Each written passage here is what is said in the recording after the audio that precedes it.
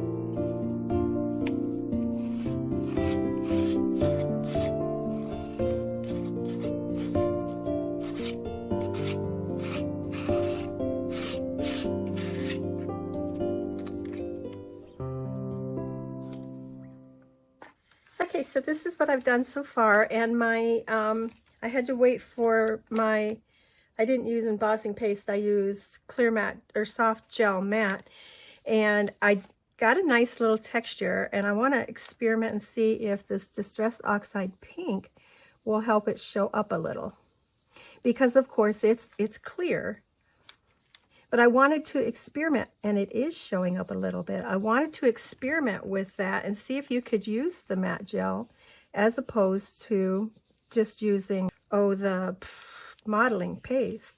You can use it. I feel it's a success. It is translucent. This is making it show somewhat, but I have a feeling that it's going to rub off really easy too. So maybe if you wanted to add some ink, it would be better to go with some permanent ink rather than some oxide or distress ink, something more permanent, like maybe a StazOn or any of those archival dye inks probably would work. But I do like what it did, and I'm fine with how faint it is, and I'm also fine with if the ink rubs off it. Generally, your pages don't get like rubbed on or whatever. It might rub off onto the next page, I suppose. So here's my layout, and you'll notice I also took the time and went around and sewed it. Now, usually when I do my stitching, I'll just outline something, and I decided today to go ahead and I just outline a page, I should say. And I just went ahead and outlined some of the elements in my collage too. So it looks kind of like a patchwork quilt. Now my 21 is going to go here. And I am going to put this to music again so that you can watch me finish this up. Okay, so I guess there was really nothing more to see. I put my flower on with some glue, and that flower was one that I have sketched and watercolored. There are still some flowers on my Etsy page. I don't believe that the rose is one of them, but you can go check them out. So anyhow, I'm going to call that complete. That is my experimental, and my experimental was playing with my watercolors and using matte gel medium instead of modeling paste with a stencil. So thanks for watching. You have a great day. See you again soon. Bye now.